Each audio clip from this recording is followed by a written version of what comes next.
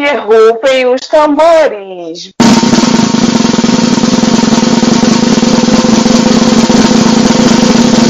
Boa noite, boa tarde, bom dia, seja a hora que você está ouvindo isso. E mais uma vez, para o desespero da Júlia, estudante de letras, dando ajuda os 3 livros por mês, está começando mais um Entre Sumários Cast. E hoje, com o início da nossa 3ª temporada, nós vamos falar sobre os lançamentos do ano de 2021. Agora roda a vinheta.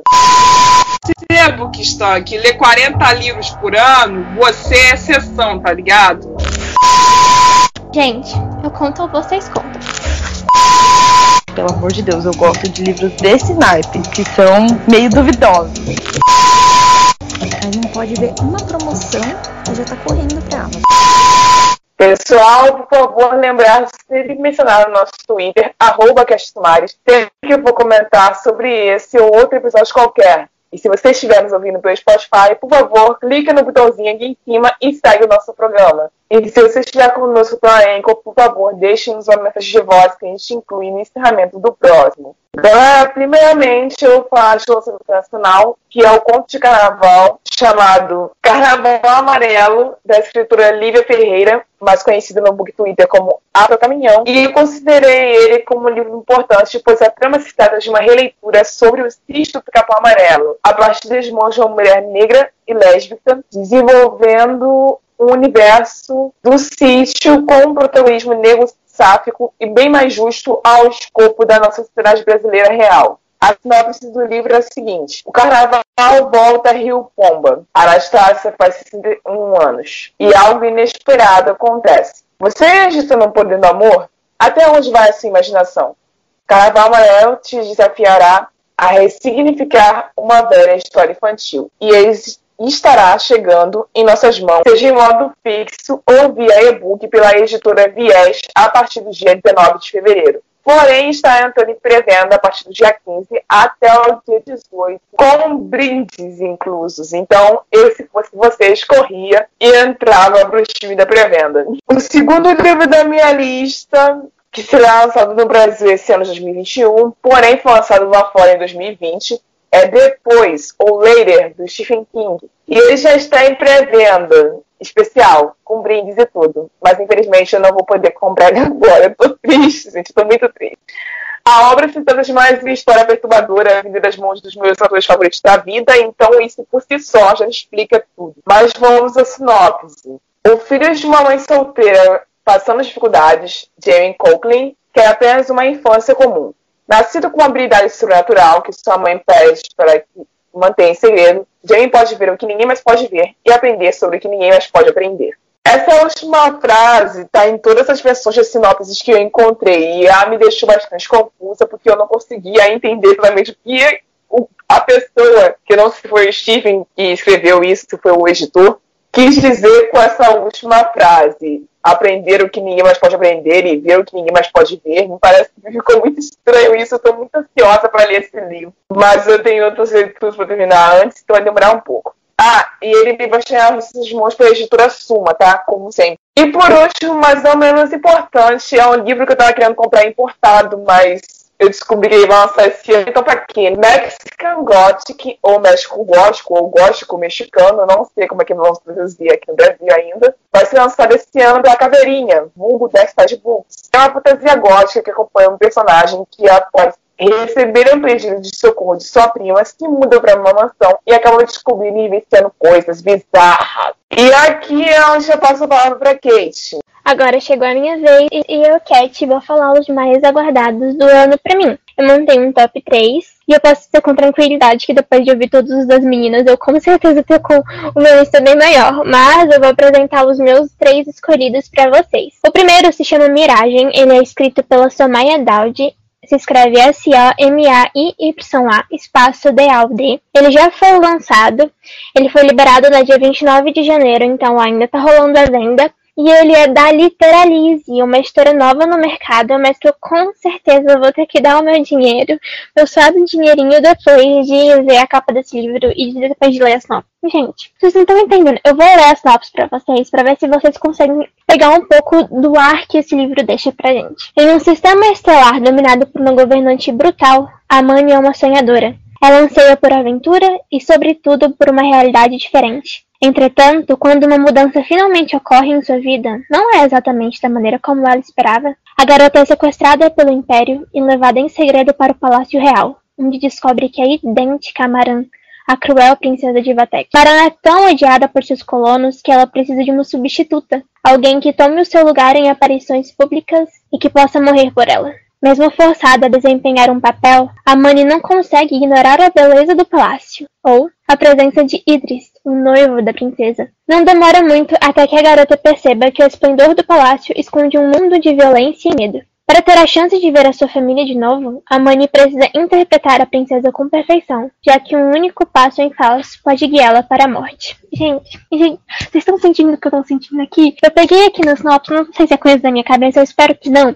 Uma fresquinha de romance, e eu tô tão doida pra ver isso. Sério, eu tô realmente muito ansiosa pra ver isso. Eu vou demorar um pouquinho, porque a Literalize é uma editora nova, e ela dá aquela facadinha com gosto nas edições de livro dela, mas a qualidade é muito boa.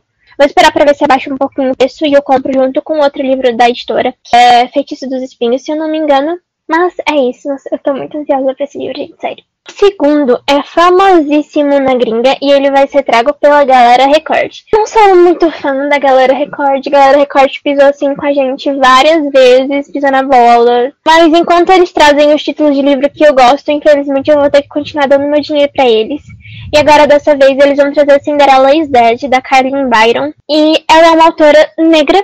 E eu não sei como eles vão trazer os livros, né? Se eles vão trazer com a tradução literal, que no caso seria Cinderela está morta. Mas o importante é que esse livro se passa depois da morte da Cinderela e traz duas personagens tentando destruir o patriarcado do reino. Sério, gente, eu tô muito ansiosa, porque além dele ser escrita por uma autora negra, as personagens também são negras e a gente tem representatividade LGBTQI+. Sério, gente, eu tô muito ansiosa pra proposta desse livro, porque, tipo, ai, gente, a capa é linda, impecável. Eu tô doida pra ver como a galera vai trazer, e eu amo muito, muito, muito, muito livros da Disney, assim, sabe? Essas releituras de contos, de filmes. Eu quero muito ver como isso vai ser desdobrado, já que é, tipo, depois da morte da Cinderela. Tipo, qual que é a importância que a Cinderela teve, o que tá acontecendo. Enfim, o meu terceiro e último livro que eu vou trazer pra vocês, ele é de uma autora que tá ganhando muito espaço agora, que é a V.E. Schwab. Eu não sei falar o nome dela. Gente, nunca vou saber falar o nome dela. Ou dele, eu não sei, gente. Não conheço muito do autor ou da autora, ou autora, não sei. Enfim, é a mesma pessoa que escreveu o vilão. Não sei, gente, mas eles vão trazer também, galera, né? The Invisible Life of Ad LaRue. Ele é um livro sobre um acordo com um deus, né, pra fugir de alguma coisa que a pessoa aparentemente não desejou, mas ela foi amaldiçoada, né, a protagonista, que é Ad ou Ade, não sei como vocês preferem chamar. Ela foi amaldiçoada a viver uma vida eterna, mas ela é esquecida por todos que ela encontra. Porém, depois de 300 anos, ela se depara com um jovem em uma livraria e ele se lembra do nome dela. Então, a capa é linda também, perfeita. Eu espero muito que a galera mantenha a capa gringa, porque, nossa, essa capa é maravilhosa, ela é incrível. Eu acompanho o TikTok e, tipo, as gringas ficaram doidas nesse livro e eu tô muito ansiosa pra ler sobre ele. Muito, muito, muito ansiosa. Eu espero que vocês tenham gostado dos meus 3 títulos, deem uma olhadinha depois pra compreender um pouco mais sobre eles. E que vocês, assim como eu, torrem o seu suado dinheirinho com essas editoras, porque eu tenho pra mim que vai valer demais a pena. Eu já aviso por meio desta que eu sou uma pessoa zoneadíssima em questão de lançamento e chegar a notícias sobre lançamento. Tudo aquilo que eu acabo achando ou descobrindo vem pelo Twitter ou por algum tipo de perfil de autor, seja no Instagram ou no Twitter, ou perfis literários tipo o Sem Spoiler. Então eu precisei dar uma caçadinha pra ver se eu achava livro suficiente pra estar aqui nessa lista, né? Mas eu acabei chegando num livro que me deixou muito curiosa, que é o Clube do Livro dos Homens, da Lysa Kay Adams, que vai ser publicado pela editora Arqueiro. O livro fala sobre a vida de um astro de beisebol, que é o Galvin, que acaba descobrindo que a esposa sempre fingiu um orgasmo. E ainda por cima está pedindo o divórcio. Então o bonitão acaba se desesperando e conta com a ajuda dos amigos que criam um clube do livro para leitura de livros sensuais para tentar salvar o casamento dele. Só que nesse meio caminho e tal, nesse meio termo aí, ele acaba descobrindo que somente palavras floreadas não vai ser o suficiente para reconquistar a Thea, né? Esse livro já foi publicado, na verdade ele já tá em venda mesmo. Ele lançou, na verdade, dia 15 de janeiro. Então ele já tá aí para vocês poderem conferir e comprar caso queiram. O segundo livro da minha lista é o meu favorito, a coisa que eu mais estou esperando neste ano. E é da massacrada, a cancelada, a odiada, a mais mal falada do Book Twitter da galera Record. Pois é, finalmente tá vindo aí a conclusão de Asiáticos Podres de Rico. Problemas de Gente Rica, que é do Kevin Kwan, acompanha o Nicholas Young, né, nos 2 livros anteriores, e ele decide visitar a avó, que tá em leito de morte, né, tá pra morrer, e acaba descobrindo quando chega lá que todo o clã Shang e Yang estão como um bando de carneceiros safados, esperando a velha morrer para poder reivindicar a herança da mulher, que, aliás, nem precisa falar, é podre de rico. Esse aqui não tem uma data específica de lançamento, porque a galera Record só tá nos enrolando. Ela fala, esse ano vai, mas assim, data não saiu nenhuma. Então, só aguardemos. E, como eu sou uma cadelinha de nacionais, eu preciso falar de um deles, certo? E nessa aqui eu escolhi Pisando em Nuvens, da Iris Figueiredo, que é a mesma autora de Céu Sem Estrelas. A Iris é publicada pela editora Seguinte e o livro tá para chegar aí dia 26 de janeiro, então assim, já está em pré-venda e logo já tá aí para comprar. E a história perfeita dela, a história conta sobre a Thaís, que acaba passando em uma faculdade em outra cidade, e aí ela vai ter que conciliar o namoro com a Rafaela e os estudos. O legal aqui é que a gente tem, além de um romance LGBTQIA+, a gente também está falando de uma principal negra. Então façam um favor, ajudem a Iris aí, dê visibilidade a dela, porque ela é incrível e as histórias dela são perfeitas. E eu só queria roubar um pedacinho aqui para poder falar sobre o Lucas Rocha, que é um autor que eu gosto muito também, e que ele está anunciando na rede social aí o novo livro que vai vir pela Globo Out, né? Não sabemos muita coisinha por aí, porque ele só tá soltando um aqui e um lá, não soltou ainda. Mas fiquem de olho, porque o Lucas Rocha vai lançar coisa. Então, eu não tava muito de olho nos lançamentos que a gente ia ter esse ano aqui no Brasil, porque no ano passado, com a quarentena, eu acabei comprando livro mais do que eu devia e eu tenho muita coisa para ler. Mas, como que eu enchi a estante e agora eu tô tipo, meta, eu não vou nem ler no Kindle, nem vou abrir o Kindle também, eu vou só ler o que eu tenho na estante, porque dá para mais de um ano. Mas, como era o tema do episódio, eu fui atrás, né, de ver o que eu vou usar de desculpa esse ano pro meu consumismo. Aí a primeira desculpa que eu vou ter é que esse ano a Morro Branco vai trazer The Starless Sea, O Mar Sem Estrelas, da Erin Morgenstern, que é a autora de Circo da Noite, que foi um livro que é super best-seller lá fora, e aqui foi descontinuado pela Intrínseca. E a editora Morro Branco, eu já sou, assim, 100% cadelinha, porque todas as edições dele são muito bonitas. A tradução eu sempre acho incrível, a folha de guarda sempre vem com ilustração, todos os livros vêm com marca-página, eles não falam que é brinde de pré-venda, o marca-página vem no seu livro. Então, pra mim, eu acho a Morro Branco não podia ser outra editora, pra minha autora favorita. E apesar de eu já ter esse livro na edição em inglês, eu acho que eu vou preferir ler ele em português, porque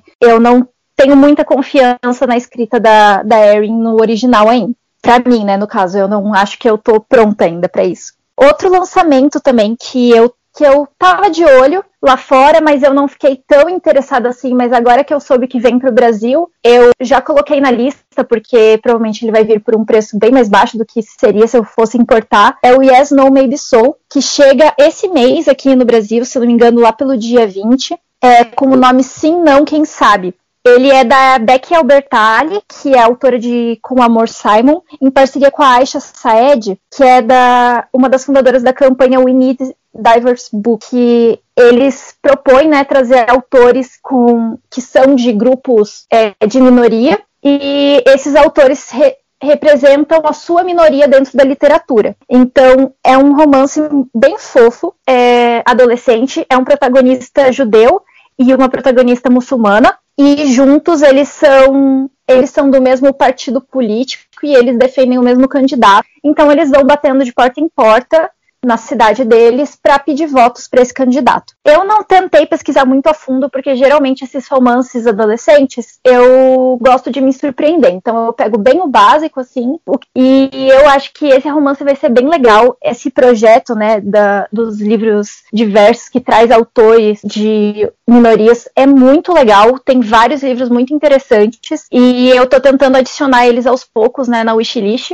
E por último, que eu queria falar é da School, porque é uma editora que agora que foca bastante nos nacionais, né? E toda vez que eu entro no site, eu fico apaixonada por mais alguma coisa, eu quero pedir mais algum livro, sendo que eu sei que eu não vou dar conta de ler tudo, mas eu quero ler todos os livros, que é... O que eu tô muito, muito ansiosa é o segundo volume de Bright, da Maria Reis, que lançou Bright ano passado, e eu li e foi espetacular, e eu tô bem ansiosa para esse ano ler a continuação. Vão ser 4 volumes, então vai ser um trabalho que vai demorar mais um pouco, né? Eu acredito que vai ser um livro por ano, e eu tô bem ansiosa mesmo, porque eu amei a escrita da Maria, ela é super simpática, ela responde todo mundo no Twitter, e a história dela é muito legal. É um romance LGBT, os 2 protagonistas são gays, e é muito, muito bacana, apesar de ser um calhamaço. Eu acho que tem umas 500 páginas o livro. Se eu não me engano, tem no Kindle Unlimited, e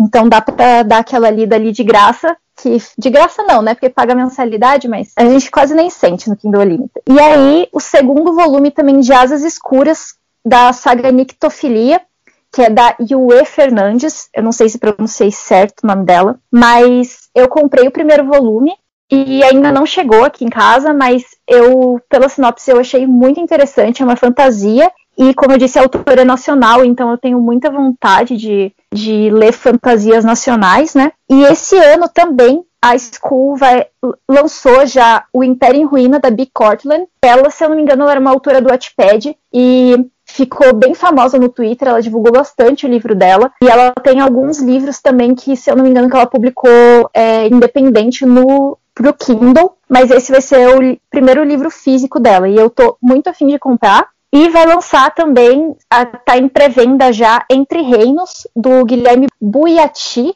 que, pelo que eu li da premissa, é uma série de contos fantásticos também. Então eu tô bem ansiosa para ler, porque eu sou da fantasia, da ficção, e eu tô tentando achar coisas aqui no Brasil que puxem para isso, para dar uma nacionalizada a mais na minha estante, porque tem muita coisa lá de fora e eu vejo que tá faltando coisa daqui. E além de tudo isso, eu também, ano passado, dei uma limpa no Catarse e apoiei vários projetos de financiamento coletivo. Então, alguns deles vão demorar ainda mais um pouco, mas boa parte é agora para o primeiro semestre. Aí, o que eu tô mais ansiosa é A Dança da Floresta, que é um livro que já foi publicado aqui no Brasil antes, mas acabou saindo de produção, e agora eles estão fazendo essa republicação, esse relançamento, e o livro tá incrível, a edição tá maravilhosa. Infelizmente, o financiamento já fechou,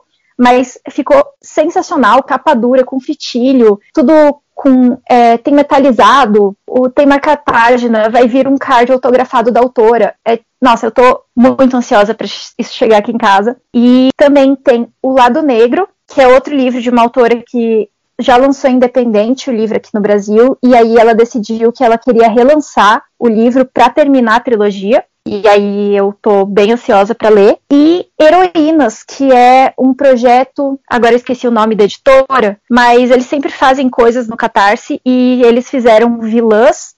Isso é a Corvos. Isso, é da Corvos. Eu não comprei o Vilãs, fiquei bem triste por isso. Quando eu fui ver, já tinha fechado o financiamento coletivo, mas eu consegui pegar o de Heroínas, então tô esperando, ansiosa. Vai vir também com uma plaquinha, assim, com uma heroína. Tô querendo colocar ela no meu mural. E eu acho que foram essas são as minhas ansiedades para 2021. Espero que não aumente mais, né? Bom, do jeito que você compra livro como uma doida, você é mais consumista do que eu acho que não é legal pro seu bolso aumentar mais.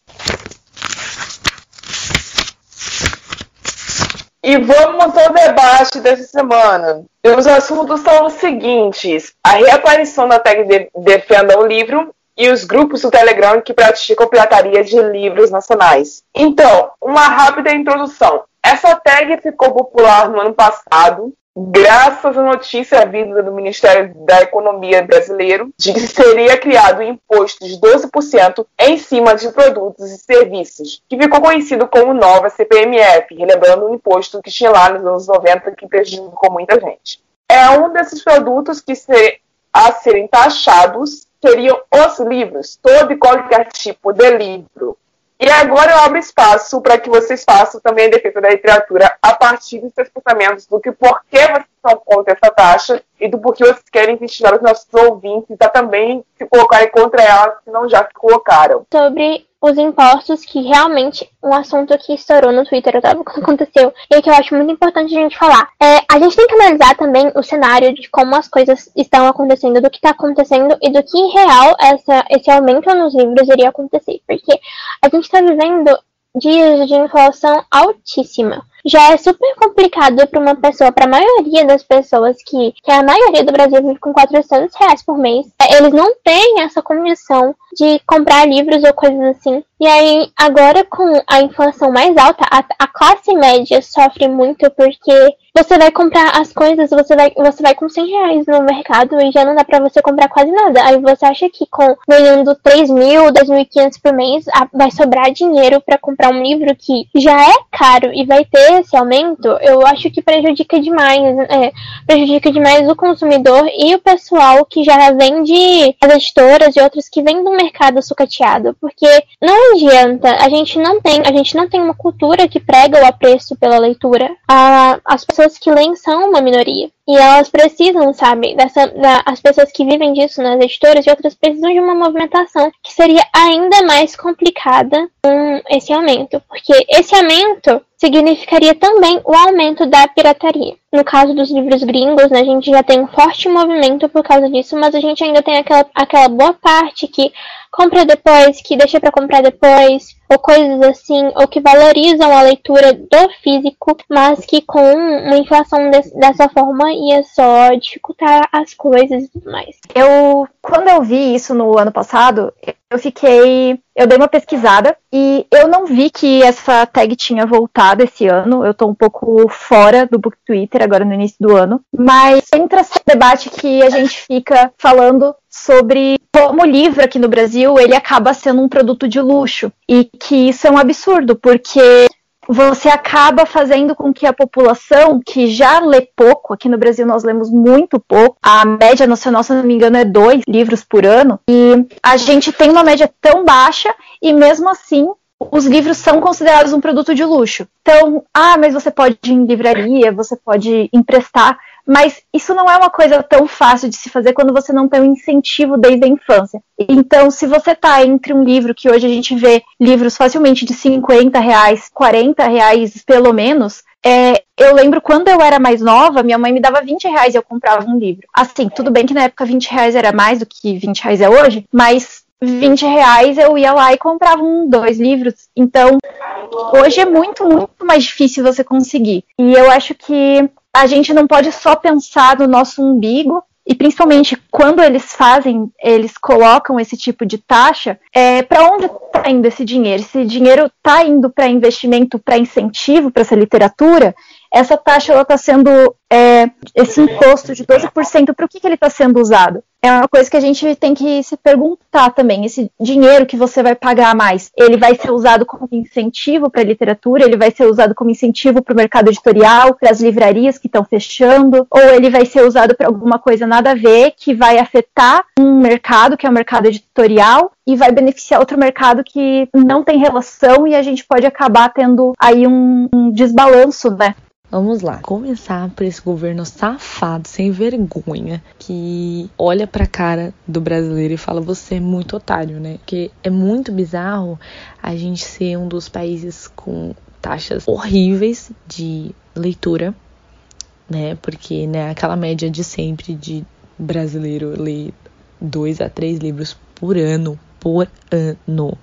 Então a gente tem comparações, por exemplo, com a Índia, que é um dos países que mais leem, e a gente ainda aqui tendo esse número horrível, esse número bizarro, esse número catastrófico de falta de leitores. E aí, o que a gente pode fazer para estimular? Claramente não é colocando um imposto que faz com que o livro vire um objeto que já é elitista, ser mais elitista e afastar muito mais as pessoas que precisam de acesso à cultura, não só à cultura, mas acesso à leitura e acesso a prazeres básicos que entra nessa parte de cultura. Então, por favor, defendam um livro e façam muito barulho, porque é muito importante que a gente faça barulho para mostrar que, governo, você é um safado sem vergonha, cria vergonha na sua cara, que ninguém quer pagar taxa para livro não, tá? Cria vergonha. E assim, né, só para finalizar a minha parte aqui, que acabou voltando essa PEG, porque de novo, eles tinham parado de falar isso, mas de novo eles estavam tentando avisar sobre isso, né, falar mais em entrevistas e tudo mais, porque eu acho que eles acharam que o povo tinha sido feito de otário, né, por tudo que a família fala, né, e aí acaba dando...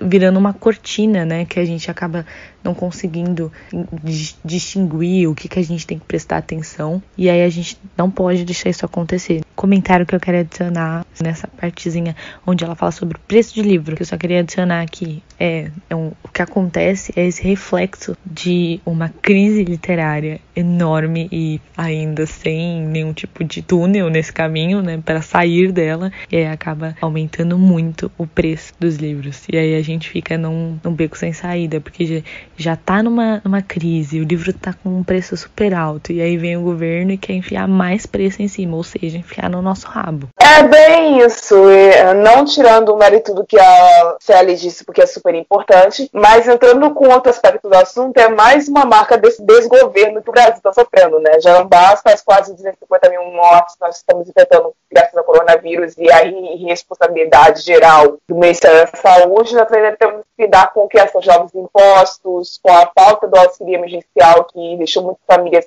no baixo da pindaíba. Nós ainda temos que nos preocupar com o ministro da Economia, que é um grandiosíssimo charlatão, que só sabe fazer coisas ruins, até agora não fez nenhuma coisa decente. E quando ele cisma de fazer alguma coisa que realmente vai mudar a vida de alguém, ele resolve criar mais um imposto, e a gente vai mais atrasar do que ajudar. Porque geralmente esses impostos são migrados para a dívida pública. Não sei se vai ser o caso dele, mas geralmente é para isso que servem. Geralmente esse dinheiro arrecadado vai para a dívida pública, vai para pagar a dívida que o Brasil tem com outros países, a dívida que o Brasil tem com empresas, etc. Isso é bom de um lado, mas é péssimo do outro, porque atrapalha muito o mercado editorial, que já é um mercado que anda mal das pernas do Brasil desde que o mundo é mundo, desde que o Brasil é Brasil, né? Porque se vocês pararem para pensar, o mercado editorial brasileiro não é essa força toda, apesar de ter algumas editoras muito grandes, não vou citar nomes, que abusam da boa vontade de muitas pessoas reproduzindo serviços mal feitos e etc.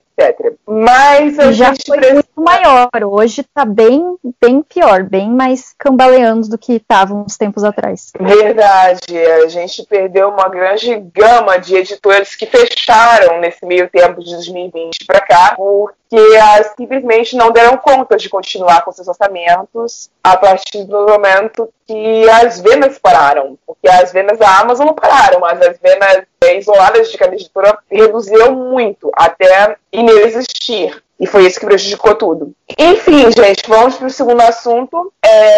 Nós iremos abordar agora o crescente número de grupos de piratarias no aplicativo Telegram, que é basicamente o irmão emprestado do WhatsApp que faz mais coisa do que ele, e como eles estão prejudicando muito a vida de autores independentes e a responsabilidade que a Amazon tem sobre esses acontecimentos. Eu não vou colocar a culpa no Jeff Bezos, porque o Jeff Bezos está saindo da Amazon. Eu não sei se vocês acompanham as notícias, mas ele está se despedindo da cadeira. Então a gente não tem mais como botar a culpa nele, porque ele não é mais o CEO. Mas a gente vai até aprender o nome de quem vai assumir aquela cadeira, a gente vai colocar a culpa na empresa Amazon como um todo. Que já não basta o trabalho escravo que a própria Amazon faz com que os seus trabalhadores sofram nas famosas warehouses, que são as sedes da Amazon nos Estados Unidos da América e aqui no Brasil também, e em outros quaisquer países, onde os trabalhadores são obrigados a trabalhar em horas horrorosas, a fazer xixi em baldes,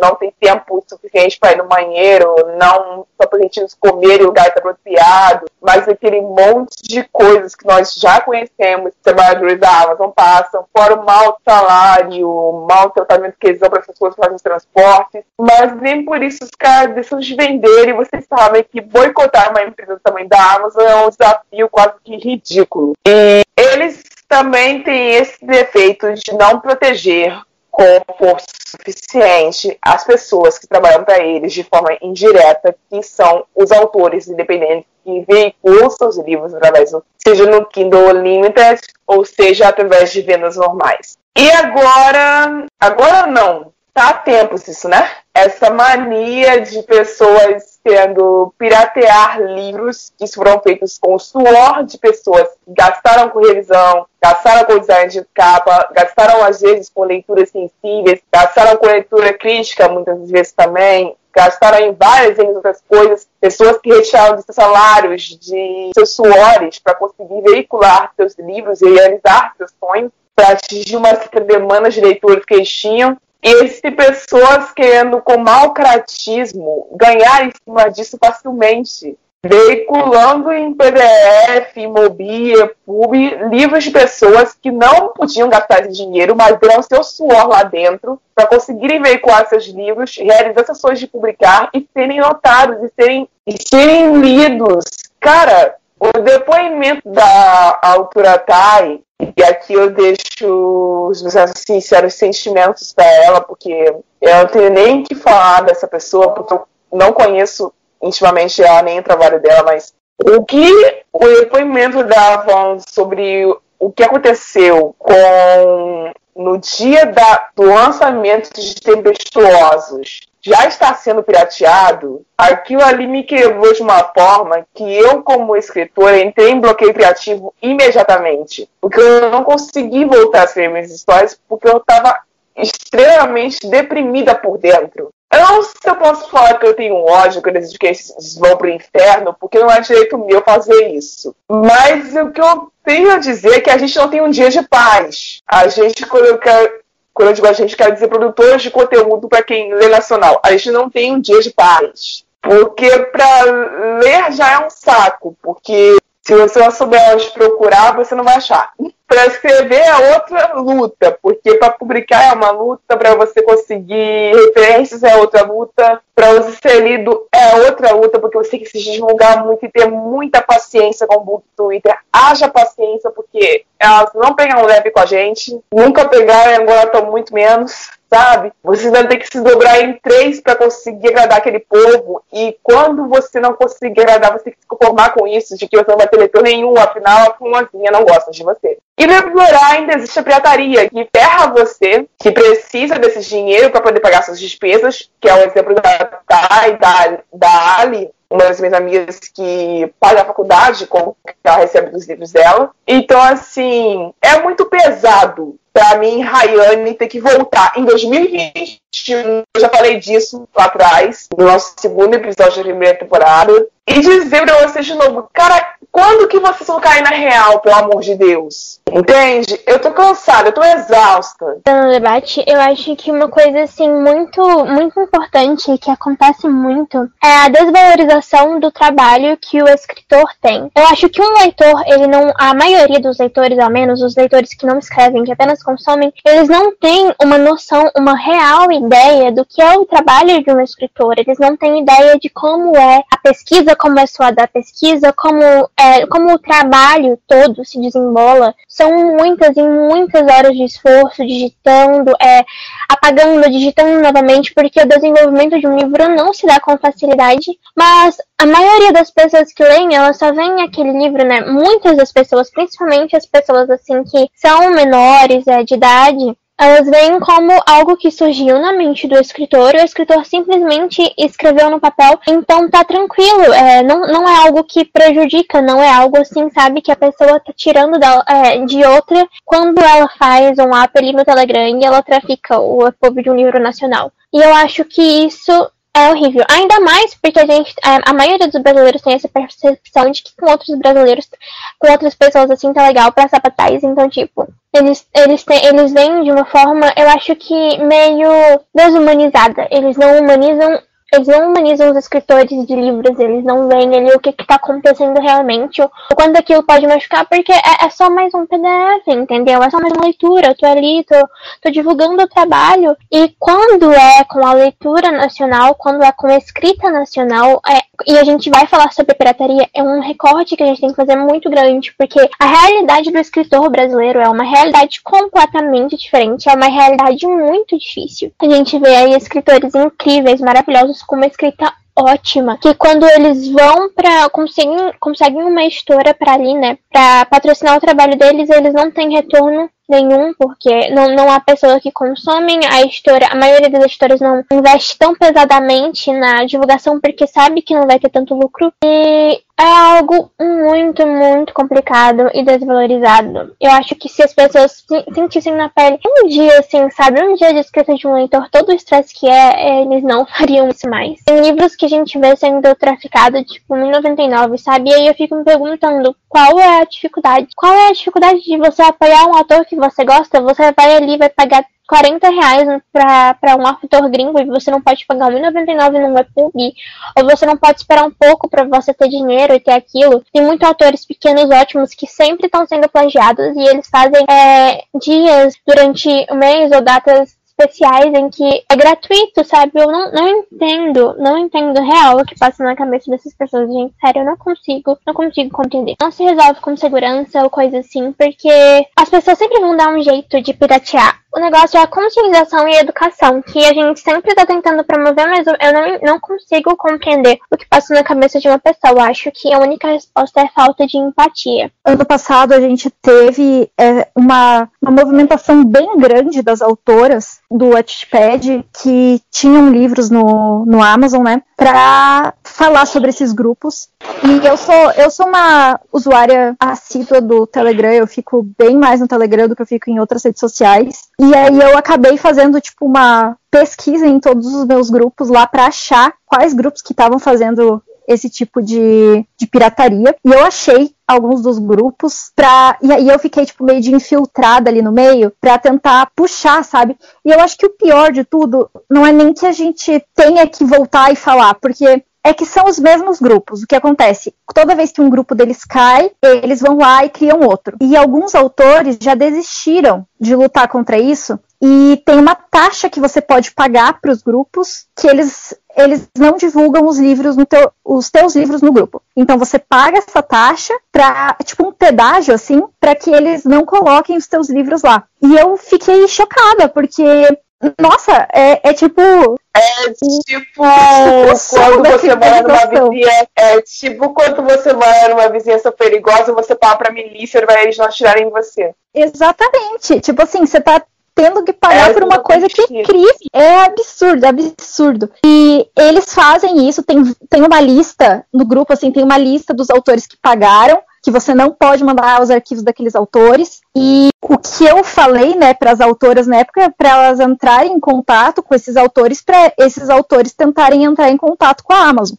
Mas tinham autores grandes na lista, tipo, não só nacionais, autores lá de fora, grandes, que provavelmente correram atrás de advogado, correram atrás desse tipo de coisa. Então eu fico pensando, porque assim, o Telegram é uma plataforma muito, muito interessante e tem uma segurança muito incrível, tanto que eles oferecem um prêmio, se não me engano é $15 mil para quem conseguir quebrar a segurança do Telegram. Até hoje não conseguiram. Eles também são open code, então por isso que a gente tem tantos bots, tantos grupos diferentes, joguinhos dentro do aplicativo, porque as pessoas, a comunidade consegue colocar coisas novas no aplicativo. Então é uma ferramenta muito, muito interessante que a gente tem, que a gente pode fazer muitas coisas, e aí infelizmente por conta de ser uma ferramenta tão completa e tão segura, que a criptografia do Telegram é muito forte, é muito difícil você conseguir descobrir quem está do outro lado, tanto que ninguém consegue descobrir. Por conta disso, acaba possibilitando que esse tipo de grupo de pirataria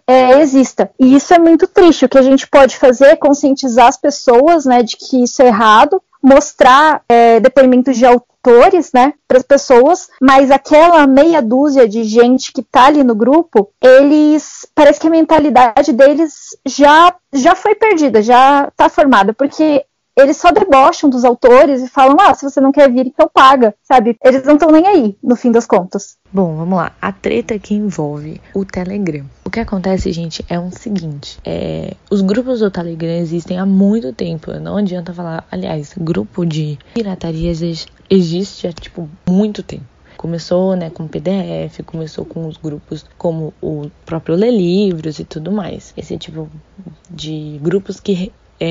constantemente eles são derrubados, porque autor reclama, editora reclama, vão lá, denunciar, e é isso que acontece. Com o Telegram é a mesma coisa. Tem um grupo lá que eu acho incrível, porque às vezes são livros que recém-lançados e já tá lá em formato de EPUB, PDF, MOB e tudo mais. E é importante a gente falar como a Amazon facilita esse acesso, porque normalmente é ou uma pessoa que tem o Kindle Unlimited, ou é uma pessoa que só simplesmente compra um e-book. E normalmente nesses grupos são mais de uma pessoa, são ADMs, então elas acabam comprando esses livros para distribuir depois para os outros. É isso que acontece. Não é de hoje que a gente está falando de pirataria e como as proteções são muito falhas.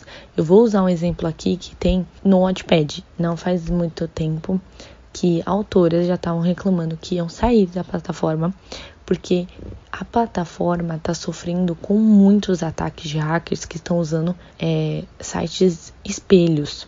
Ou seja, toda vez que você publica ou entra na sua conta nesse site espelho, você está fornecendo todas as suas informações e todos os dados dos seus livros para esse outro site. Então você tem o site original e esse site espelho que rouba as suas informações, compactua, as informações. E aí, se você é um autor que acaba saindo do Wattpad indo para a Amazon, alguém tem acesso ao seu livro completinho. E aí você acaba distribuindo. Mas o que me dá mais ódio na história é você ver grupos que não é que eles estão dando e repercutindo só livros, eles estão repercutindo livros nacionais de assim, gente, 2, 4, 8, 10 reais, sério, são valores simbólicos, porque eu não sei se vocês sabem, mas livro nacional é tão desvalorizado que as autoras colocam valores simbólicos que não pagam, né, um salário completo. O próprio Kindle Unlimited não é uma fonte de renda, porque tem mês que você pode ter, 7 milhões de leituras, de páginas lidas, e num mês ter, uma. Então, todas as funções da Amazon e as vendas não dá nenhum salário para autor, entendeu? Então é tão importante que a gente pare e repense. Tá tudo bem se você é uma pessoa que não pode e não tem condições de ficar comprando, mas faça um esforço. Um autor nacional merece esse esforço. Eles escrevem tão bem quanto os outros e eles estão desesperados para poder sobreviver essa questão. O mercado já tá fodendo na nossa cabeça. Toda vez a gente tem que voltar com esse assunto, toda vez a gente tem que relembrar. Toda vez tem alguém sem noção que acha que autor nacional é palhaço. Então a gente tem que parar com essa visão minúscula de que, mas é que tá na internet, é de graça. Porque é o que acontece, é o que esse povo pensa, né? Mas ela publicou no Wattpad, então eu posso salvar e depois fazer um arquivo e mandar pros outros. Porque tá no Wattpad, é de graça. E não pensa na pessoa, não pensa no autor, não pensa numa obra. Em toda uma questão que envolve direitos, ou seja, só se fodendo mesmo. Porque autor nacional é só isso que acontece com ele. Em todas as palavras. Se foder, é isso. Autor nacional só se fode. Comentário em cima da Siley quando ela fala da plataforma do Telegram. Olha, eu acho importante todos os aspectos que o Telegram fornece, mas é legal a gente olhar para um outro lado. O que isso afeta a comunidade? Não é o primeiro caso e não é só o único caso de grupos tóxicos, de grupos que fornecem pirataria, de grupos com pessoas que, não tem nenhum tipo de proteção da plataforma contra esse tipo de coisa. Então eu acho que é uma parte muito falha do aplicativo. Deveria ter mais cuidado, deveria ter pessoas ali fiscalizando para apontar e falar assim, opa, isso não, eu não admito na minha plataforma, vamos retirar. Já que vocês não sabem usar, a gente vai ter que cortar privilégios. Então eu acho que assim, de uma forma ele é muito bom, mas de outra forma ele é muito, muito cruel. Eu acho que é essa palavra certa, cruel. E é nesse clima triste que a gente encerra o podcast de hoje e que a gente inicia a nossa nova terceira temporada. Eu espero que a gente se anime nos próximos episódios, mas isso vai depender dos próximos acontecimentos e dos próximos temas que vierem com a gente. Se você, nosso ouvinte, quiser sugerir um tema para a gente tratar na próxima temporada, por favor, entre no nosso Twitter, @castsumares, e mande uma DM pra gente. Este episódio do Entre Sumários Cast foi produzido, editado e escrito pela equipe do blog Entre Sumários e Fins. E a citação do dia de hoje é: tudo tem gosto de saudade. Sinto falta dos meus filhos, da minha ex-esposa, da doce Pietra, minhas juventudes descobertas, e que costumava ser antes do maldito fetiche arruinar a minha existência. Agora toda comida, bebida e até o ar de onde eu passo tem gosto de morte, tem gosto de sangue. Pietro Silva, livro Através da Janela. Obrigada a todos que ouviram e até a próxima. Tchau!